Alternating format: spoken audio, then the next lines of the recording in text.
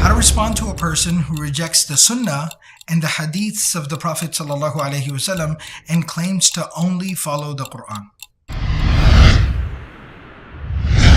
When you deal with somebody, when you interact with someone who has confusion and contentions about the Prophet ﷺ, the authority, the authenticity, the preservation, the sanctity of the Sunnah, a lot of times the conversation can go a lot of different ways.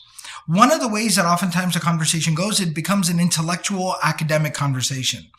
Very frankly speaking, after spending a lot of time with this particular topic, studying it, researching it, teaching it, speaking on it, my personal understanding is, the conclusion that I've reached is that academically and intellectually, there's really no argument to be made against the Sunnah and against the Hadith of the Prophet ﷺ. It's an undeniable source of our religion. It's an irrefutable fact and a resource of our deen. You can't refute it. However, more often than not, it ends up being a spiritual problem.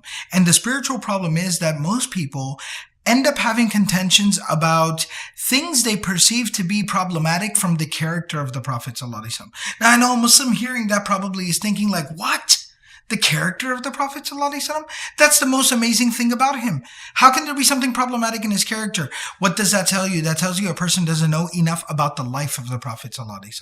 You can't obey someone if you don't love them, you don't admire them. And you can't love and admire someone if you don't know who they are. So whenever you come across someone who has trouble with the Sunnah, trouble with the Hadith, always emphasize the Seerah to them. Give them a book of the Seerah, talk to them about the Seerah, inspire them through the life and the character of the Prophet ﷺ. In my experience, time and time again, that has been the remedy to this issue. Wallahu ta'ala alam bis-sawab. Allah knows best.